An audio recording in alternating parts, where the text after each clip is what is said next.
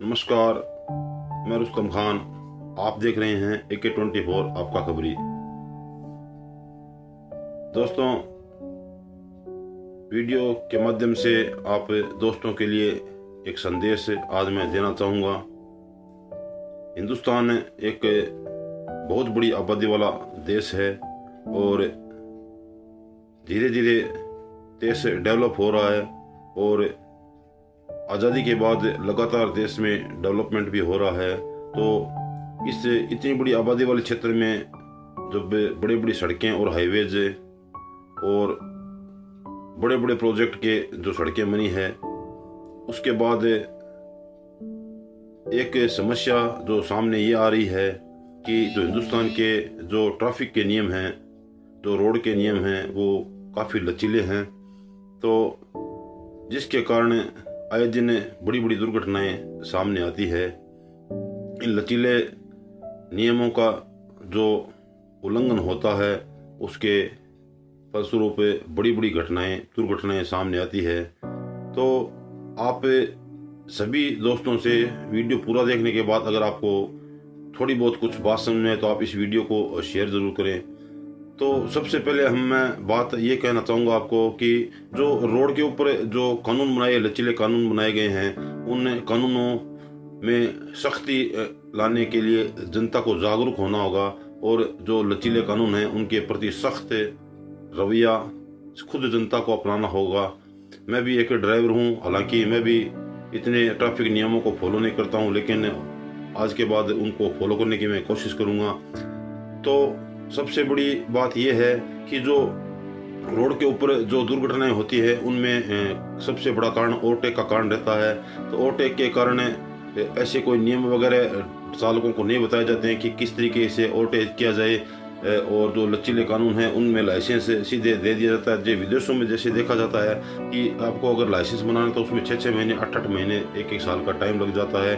उनकी किताबें हैं, उनके नियम हैं, साइन मार्क है, उसके बाद उनको लाइसेंस दिया जाता है। तो हिंदुस्तान में लाइसेंस आप घर बैठे लाइसेंस बनाए जा सकते हैं।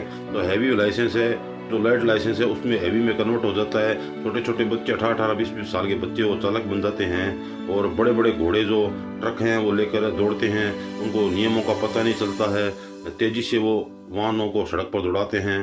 तो इस कारण भीषण दुर्घटनाओं को अंजाम मिलता है। तो दुर्घटना जो होती है वो कोई जानबूझकर दुर्घटना करना नहीं चाहता है। तो दुर्घटनाएं संयोगवश दुर्घटनाएं होती है जिसमें बड़े नुकसान होते हैं, घर के घर तबाह हो जाते हैं। छोटे छोटे बच्चे जिनके होते हैं रोड पे निकलते हैं और सुबह निकलता है, शाम को मालूम नहीं घर आएगा नहीं आएगा।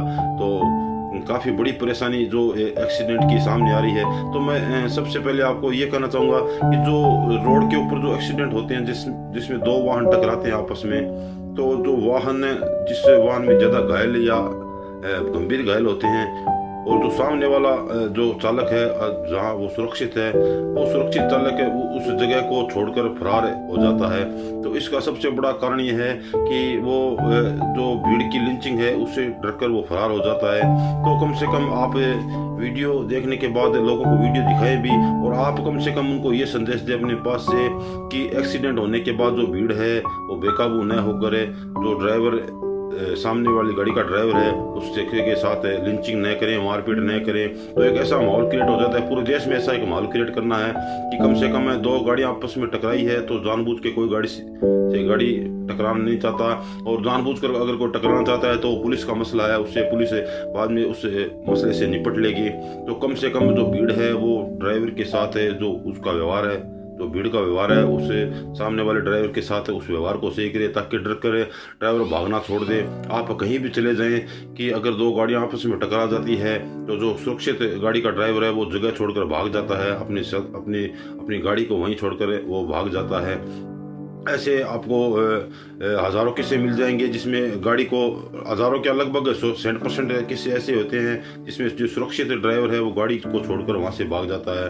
भीड़ भाड़ वाले इलाकों में कोई दिक्कत नहीं रहती है, क्योंकि वहाँ पर जो पब्लिक होती है वो उससे घायलों को उठाकर और अस्पताल में भर्ती करवा देती है। लेकिन जिन क्षेत्रों में सिर्फ वो 2 गाड़ियाँ भिड़ी है आपस में, तो उन क्षेत्रों में भी ड्राइवर गाड़ियों को छोड़ भाग जाते हैं। भागने का कारण सिर्फ ये रहता है कि भीड़ का उसको डर लगता है कि भीड़ लिंचिंग कर देगी उसकी।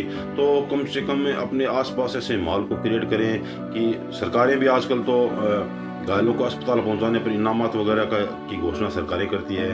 तो वो ड्राइवर तो आसपास ऐसे माहौल हो जहाँ बैठे हुए एक्सीडेंट की ऐसी बात करें कि मारपीट नहीं करनी चाहिए और माहौल को सकारात्मक माहौल होना चाहिए। इसमें जैसे विदेशों में देखा जाता है कि अगर आपकी गाड़ियाँ आपस में टकरा जाती है तो दोनों गाड़ियों के अगर ड्राइवर सुरक्षित हैं तो वो बाहर खड़े हो जाते हैं कि पुलिस आकर उनका निपटारा करती है। जो भी निपटारा होता है वो चुपचाप गाड़ी के बाहर खड़े हो जाते हैं। लेकिन हिंदुस्तान के अंदर कानून बाद में आता है, पहले जो भीड़ होती है वो उसका फैसला करती है। ये इनने तूने इधर से गाड़ी डाली है, तो इनने लिए तो बिन ऐसे करके, और भीड़ आक्षेप करती है।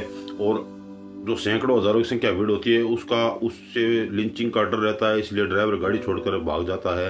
हो सकता है कई जगह ऐसी भी हो जहाँ घायलों को अगर सही समय पर अस्पताल पहुंचाया जाए तो वो बच भी सकता है। तो आपसे निवेदन ये भी रहेगा कि एक आपको मैं जो घटना है वो घर की घटना आपको बताता हूँ कि मेरे बड़े भाई साहब इको गाड़ी लेकर एक बार तारनगरी की तरफ से आ रहे थे। बीच के अंदर एक जो रोड पे काम करने वाले जो परिवार है उनके बच्चा अचानक गाड़ी के आगे आ जाता है तो उसको चोट लग जाती है। बड़े भाई साहब ने बड़ा दिल करके उस बच्चे को गाड़ी में डाल के और राजकीय अस्पताल में वहाँ पर लेकर आते हैं। तो हमारे पास जब ये सूचना पहुँचती है तो हम अस्पताल पहुँचते हैं तो हमारा देख के दिमाग खराब हो जाए। भाई साहब के पूरे तो कपड़े तो शर्ट वगैरह वो उसको फाड़ दिया गया था और उनकी मतलब एक तरीके से लिंचिंग उनकी की गई थी। हालांकि उनके साथ ज़्यादा मारपीट नहीं, लेकिन उनके साथ बदतमीजी की गई थी और कपड़े उनके फाड़ दिए गए थे। लेकिन देखने वाली बात यह है कि उस बच्चे को चोट बहुत कम आई थी। अगर उस बच्चे को ज़्यादा चोट आती थी हो सकता है तो भाई साहब के साथ भी ज़्यादा मारपीट हो सकती थी। तो मैं आपको ये बताना चाहता हूँ कि जानबूझ के कोई किसी का एक्सीडेंट नहीं करना चाहता है।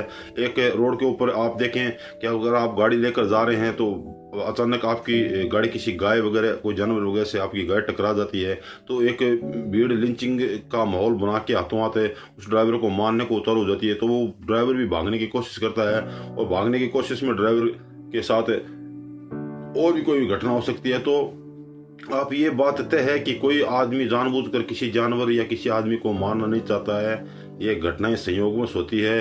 तो कम से कम अपने आस पास से जो बैठते हैं वहाँ से माहौल क्रिएट कीजिए कि भीड़ को जो है वो ड्राइवर को मारना नहीं है, उस एक्सीडेंट की स्थिति को संभालना है ताकि वो ड्राइवर भी आपकी कुछ मदद कर सके। उसके पास उससे हो सके जितनी आपकी मदद कर से वो खुद भागने का प्रयास न करे। और लगभग मामलों में 100 मामलों में से रहते हैं जहाँ से ड्राइवर जो बचता है वो गाड़ी लेकर वहाँ से फरार हो जाता है। तो एक तो जो सड़कों के नियम हैं उनको थोड़े टाइट करने के लिए आप आवाज़ उठाइए। और मैं खुद भी गाड़ी ड्राइव करता हूँ, मुझे भी डर बना रहता है, एक्सीडेंट वगैरह का सबको डर लगता है। लेकिन मैं भी पूरे नियम फॉलो नहीं कर पाता हूँ। लेकिन हम कोशिश करेंगे कि जो सड़कों के नियम हैं वो पूरे हम फॉलो कर पाएँ। और जो भीड़ भाड़ के इलाके हैं, मदीना कॉलोनी में मेरी दुकान स्थित है, तो भीड़ भाड़ के इलाकों की आपकी स्थिति बताऊँ कि भीड़ भाड़ के इलाकों में से जब गाड़ी निकलती है तो एक अजीब तरीके का डर हमें लगता है। 80, 90 और 100 की स्पीड में गाड़ी निकलती है तो जो आबादी वाले इलाके हैं उनमें से अचानक बाइक वगैरह छोटी गाड़ियां वगैरह उनके एक्सीडेंट का खतरा बना रहता है। तो जो भीड़ भाड़ वाले इलाके हैं उनमें गाड़ियों को 50 की स्पीड 60 की स्पीड में धीरे धीरे गाड़ियों को चलाएं। जो आबादी वाले इलाके हैं, बाकी बहुत लंबी रोड खाली रोड पर रहती है तो आप अपने हिसाब से गाड़ी चलाएं। रोड के जो नियम हैं उनका आप पालन जरूर करें। और सरकार से भी निवेदन रहेगा कि लाखों करोड़ों अरबों रुपए का जो बजट सड़कों पे आप खर्च करते हैं, कुछ ट्रैफिक नियमों में भी उन्हें उस बजट को खर्च कीजिए। और जो सड़क के ऊपर जो आरटीओज की गाड़ी वगैरह खड़ी रहती है उनसे भी निवेदन रहेगा कि आप सिर्फ उनकी रसीद काटने तक सीमित न रहे। उनको उतरें तो कम से कम 2 मिनट 3 मिनट का टाइम लेकर उनको समझाएं कि गाड़ी चलाने के नियम ये होते हैं। एक्सीडेंट आप ज़्यादा तेज चलोगे तो एक्सीडेंट हो जाए। सब नियम उनको कम से कम 3-4 मिनट तक क्रिएट किए कि सड़क दुर्घटनाओं में हम कमी ला सकें। सड़क दुर्घटना हमारे हाथ में नहीं है, संयोगवश से दो गाड़ियां टकराती है, परिवार उजड़ जाते हैं, लेकिन हमारी कोशिश ये रहनी चाहिए कि एक सकारात्मक माहौल है वो तैयार करें। दुर्घटना हमारे हाथ में नहीं है, लेकिन उनकी रोकथाम के लिए हम प्रयास करें। बहुत बहुत धन्यवाद। अगर मेरी बात आपको समझ में आई तो इस बात को आप दूसरे लोगों तक पहुंचाएं और अपनी तरफ से भी कुछ सकारात्मक संदेश से सड़क दुर्घटनाओं से बचने के लिए आप दें। धन्यवाद।